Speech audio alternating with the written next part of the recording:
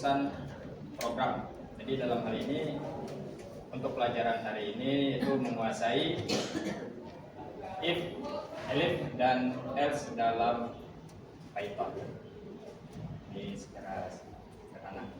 Untuk tujuan pembelajaran pada hari ini yaitu yang pertama ya, memahami konsep flow control dalam pemrograman.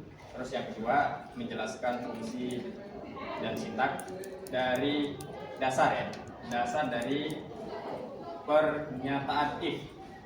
Yang ketiga, menggunakan if, elif, else untuk menangani berbagai skenario pengambilan keputusan. Jadi semoga untuk materi hari ini sesuai dengan tujuan pembelajaran kita itu dapat dipahami. Oke, untuk selanjutnya kita mulai masuk ke konsep dasar. Nah, di sini tadi di awal sudah ada yang menjelaskan tentang traffic light. Nah, di sini di dalam pengambilan keputusan inilah yang sering kita temui di kehidupan sehari-hari, yaitu di dalam contohnya ini ya, contohnya di dalam traffic light. Nah, ini sebenarnya inilah yang menerapkan sistem dari coding itu sendiri. Dimana contohnya di sini, jika lampu merah berhenti, itu biasanya berhenti ya. Terus jika lampu hijau itu artinya jalan. Nah, itu untuk lampu kuning itu tunggu. Nah, dalam hal ini inilah penerapan coding yang sering kita temui ya di dalam kehidupan sehari-hari. Nah, untuk konsep dasarnya itu untuk flow control ya, itu ada dua. Yang pertama sequential, terus yang kedua itu conditional. Dimana untuk konsep dasar itu ya, atau flow control, ikut mekanisme yang menentukan urutan eksekusi kode. Jadi dalam hal ini, dalam perencanaan coding nanti itu ada urutannya. Jadi kalau salah di dalam membuat rumusan nanti hasil akhir itu pasti error. Nah, jadi perlu sangat ditekankan di sini konsep dasar atau flow control itu sangat-sangat diperhatikan. Jadi yang untuk pertama ya, sequential itu artinya berurutan. Nah, dalam hal ini tanpa if, program berjalan lurus dari atas ke bawah. Itu ya. Jadi kalau tanpa if, itu program berjalan lurus dari atas ke bawah. Nah, untuk yang kedua itu kondisional atau bersyarat. Dengan if, program dapat bercabang dan memilih blok kode mana yang akan dijalankan. Itu ya. Jadi dua inilah, dari sequential sampai kondisional, inilah yang harus kita perhatikan di dalam flow control atau konsep dasar di pembelajaran coding. Oke, selanjutnya kita masuk ke struktur dasar if, karena tadi di tujuan pembelajaran ya, menggunakan if, elif, else untuk menangani berbagai skenario pengambilan keputusan. Di sini saya mulai untuk yang pertama dulu ya, struktur dasar atau if. Nah, di sini kita harus ketahui dulu apa itu if. Nah, di sini sudah dituliskan ya, if adalah pilar dasar pemrograman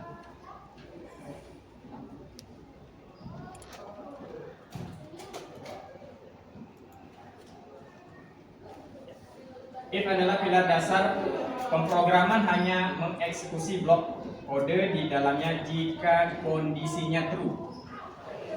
Ya.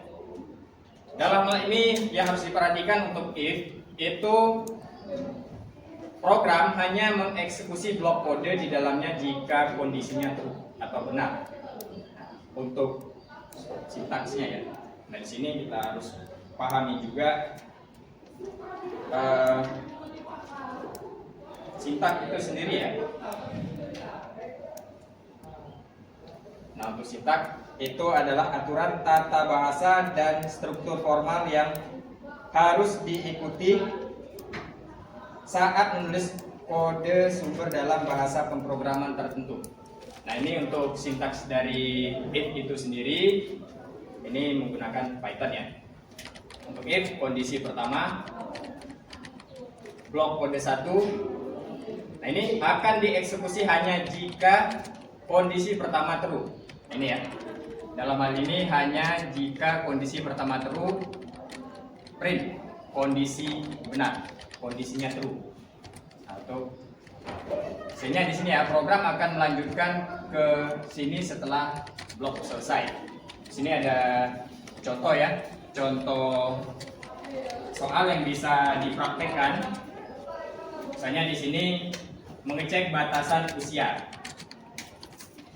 Misalnya di sini ya, untuk usianya 19. Jika usia lebih dari sama dengan 17, berarti nanti print dia akhirnya itu Anda memenuhi syarat untuk membuat KTP. Nah, lupa tadi saya sampaikan, untuk mempraktekkan pembelajaran ini ya, itu harus masuk ke Google Colab terlebih dahulu. Ini langsung saya contohkan ya, langsung masuk ke Google Colab untuk pernyataan yang pertama tadi. Nah, ini sudah ada. Tadi untuk di soalnya itu cek batasan usia ya. Ini usianya 19. Berarti 19 tahun itu sudah melebihi dari 17. Artinya nanti hasil di akhir itu Anda memenuhi syarat untuk membuat KTP. Nah, ini bisa kita terapkan untuk kode-kode ini, nanti bisa dibagikan ya. Silakan buka untuk Google Colab-nya. Nah, di sini saya sudah menyiapkan yang untuk di awal tadi untuk kode-kode Python-nya. Di sini saya menuliskan usia ini tadi 19, saya ganti itu angkanya menjadi 19. Nah, sama tadi sesuai dengan soalnya, if usia lebih dari sama dengan 17, untuk printnya itu Anda memenuhi syarat untuk membuat KTP. Nah, ini untuk di dalam Google Colab itu sendiri, jangan lupa untuk menjalankannya ya. Kalau sudah memasukkan kode-kodenya, untuk menjalankannya klik yang ini. Saya coba keluar hasil ini. Nah, setelah dijalankan, ternyata untuk usia 19 itu hasil akhirnya itu Anda memenuhi syarat untuk membuat KTP. Artinya dalam hal ini usia 19 itu sudah melebihi dari 17 tahun. Hilang.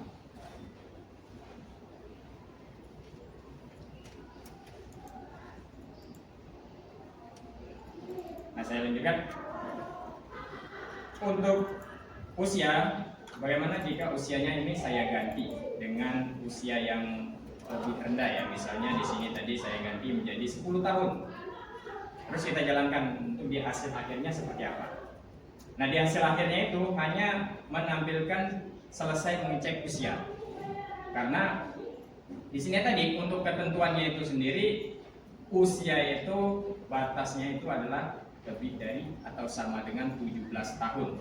Jadi kalau di bawah 17 tahun, karena ini masih 10 tahun ya, 10 tahun itu belum memenuhi syarat untuk membuat KTP, artinya ini masih anak-anak.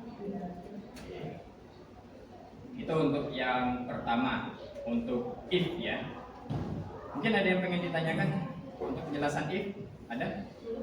Belum ya? Lanjut, Pak. Ya? Alhamdulillah, berarti nggak ada pertanyaan untuk hari ini. Mudah-mudahan nanti nggak ada pertanyaan. Siap. Ya, saya lanjutkan. Nah, yang untuk diperhatikan ya di dalam pembelajaran ini, tadi di sintaknya. Nah, untuk sintaknya ini jangan sampai, tadi di kondisi pertama ya saya sudah katakan, jangan sampai ini tidak berurutan ya, karena semuanya itu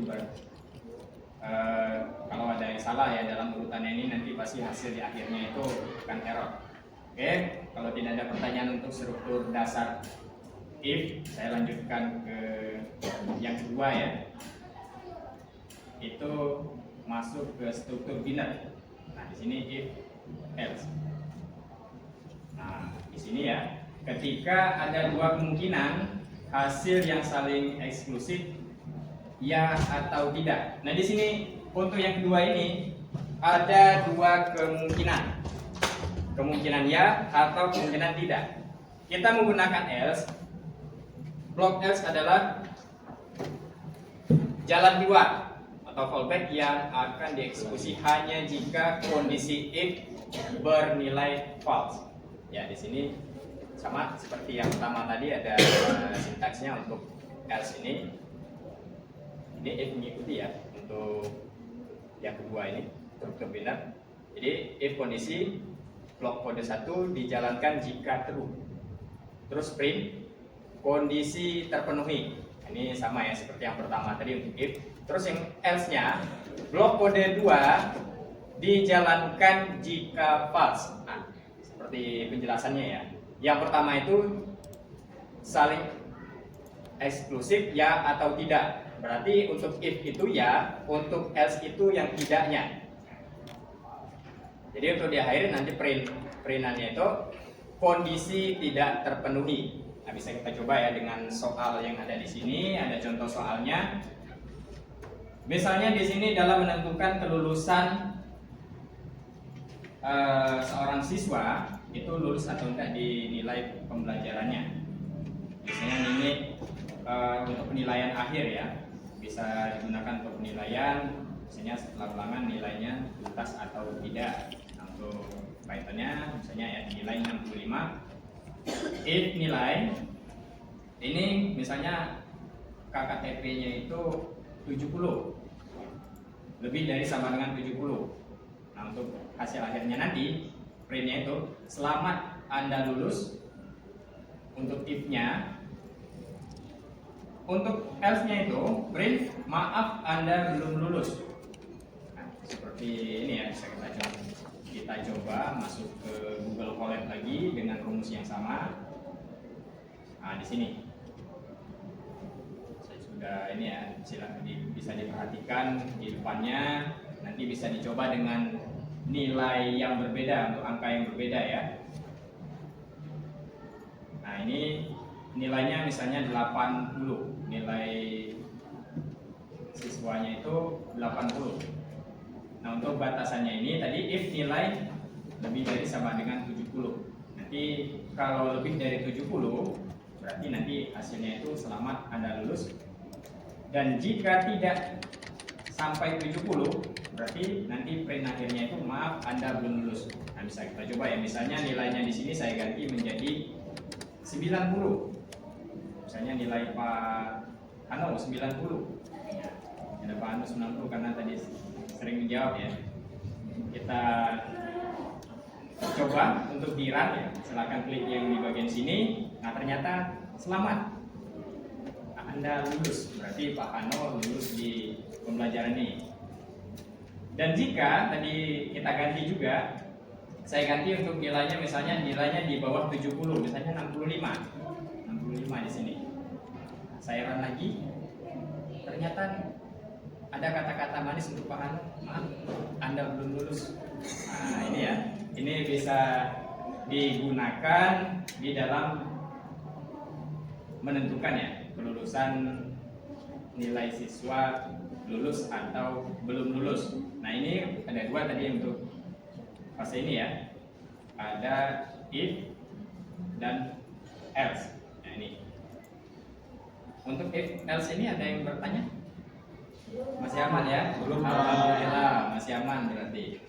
Kalau masih aman saya lanjutkan lagi. Nanti setelah if else dan elif ini ada pertanyaan ya untuk seluruh if else maupun elif. Saya lanjutkan untuk struktur yang ketiga. Nah di sini untuk poin yang ketiga ini agak panjang. Ini struktur pilihan berganda, if, else, dan elif. Nah di sini ya, di elif itu sebenarnya sebuah singkatan ya dari else if. Jadi harus diingat elif itu else if. Jadi di sini ya, ketika ada lebih dari dua kondisi yang perlu diuji dan hanya satu yang boleh dieksekusi. Hanya satu yang boleh dieksekusi. Kita menggunakan elif atau else if. Nah, di sini untuk sintaksnya sendiri, if kondisi satu masih sama ya, tetap if pada kondisi pertama blok kode 1 print pilihan yang dipilih, yang terpilih ya. Terus untuk elif kondisi 2 blok kode 2 print nanti pilihan 2 yang terpilih, elif masih elif lagi kondisi 3. Di sini ada 3 kondisi. Nah nanti yang diminta itu adalah yang paling akhir untuk dieksekusi, else-nya ya. Blok kode default print tidak ada pilihan di atas yang terpenuhi. Nah kita coba untuk struktur pilihan berganda ini dengan contoh soal ya, ada di depan bisa dilihat. Di sini bisa dicoba dengan soal, misalnya kita mencari sistem penilaian mutu. Nah, sama ya, tadi untuk nilai lulus atau tidak. Nah ini mencari penilaian mutunya, misalnya ini nilai 90 sampai 80 itu, maaf, dari nilai 100 sampai 90 itu misalnya untuk ranknya itu nilainya A ya. Untuk 80 sampai 70 itu misalnya nilainya B. Nah itu bisa kita praktekkan untuk sistem penilaian mutu ya. Ini kode-kodenya ini bisa dicoba lagi di Google Colab. Saya buka lagi Google Colab-nya. Ini untuk kondisi ketiga. Ini. Nah ini. Nah ini misalnya skornya 100. Nah, ini untuk ini ya, kondisi nilai siswanya nanti. Nah if yang pertama, if skor lebih dari sama dengan 90 maka printnya nanti nilainya A ya. Untuk elif skor, elif masuk kedua yang elif skor lebih dari 80 ya. Ini hanya dicetak jika skornya kurang dari 90 ya. Ini kurang dari 90, print nanti mutunya B. Untuk yang selanjutnya elif skor itu nilai kurang, ini lebih dari sama dengan 70 maka nanti print mutunya itu C. Dan else print mutu D itu perlu perbaikan. Nanti bisa kita coba langsung ya. Ini kodenya saya bagikan, silakan dicoba, tinggal dirubah di bagian skornya saja. Misalnya kita coba dengan nilai yang 90. Apakah nanti mutunya A untuk di hasil akhir ya? Saya run dulu. Ya, bisa lihat di sini untuk jawabannya ya, hasil dari ini nilainya 90 tadi, mutunya itu ternyata A. Ini saya ganti lagi dengan misalnya nilai siswanya itu ada yang 50. Saya run lagi.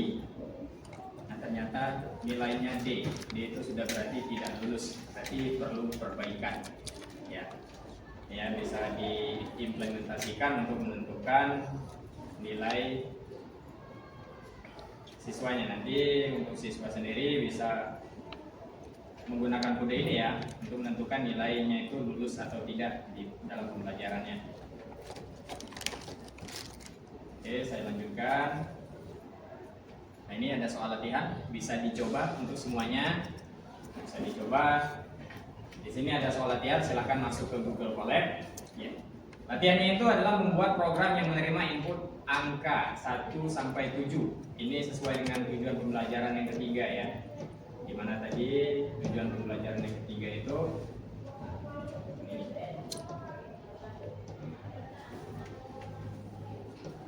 Menggunakan ketiga-tiganya ya, if, elif, dan else. Nah di sini latihannya itu menampilkan nama hari yang sesuai dari Senin, Selasa, dan seterusnya. Ini untuk kodenya bisa dilihat di grup kelas, saya bagikan di grup kelas ya. Ini saya sudah masuk ke kode-kodenya. Ini di sini ya, minta input dari angka dari pengguna. Misalnya nanti di sini sudah ditentukan ya, angka 1 untuk hari Senin, angka 2 untuk hari Selasa, dan angka seterusnya sampai hari Minggu. Nah, nanti untuk di hasil akhirnya itu kita melihat hari apa yang ditentukan. Nah, ini tinggal dirubah di sini saja ya, nanti di bagian akhir setelah di-run. Kalau kita masukkan angka sekian, nanti keluarnya hari apa. Boleh kita coba di-run dulu. Nah, di sini setelah saya run, langsung meminta untuk masukkan angka hari dari 1 sampai 7. Misalnya saya contohkan ya, masukkan angka di sini angka 6. Langsung saya enter. Nah, ternyata hasilnya hari ke-6 itu adalah hari Sabtu. Benar nggak, Pak? Gimana? Ya ternyata benar ya, untuk hari ke-6 itu adalah hari Sabtu. Ya benar. Ya. Kalau salah berarti nanti di pengkodeannya ini salah. Itu ya, bisa dicoba, silakan masukkan untuk angka-angka yang lainnya ya. Jangan lupa di run dulu. Ini hari ke-3. Terus enter lagi untuk hari ketiga, yaitu hari Rabu ya. Jadi untuk di sini ya ada poin penting, urutan pengecekan dari yang paling ketat ke yang paling longgar ya, dalam adalah sangat krusial dalam hal pengkodean ini. Nah, untuk soal latihan apakah ada kesulitan dalam mengerjakan? Tidak, Pak. Tidak, aman ya. Aman. Aman ya, berarti alhamdulillah semuanya bisa mengerjakan. Berarti untuk materi if, elif, dan else ini bisa dipahami ya.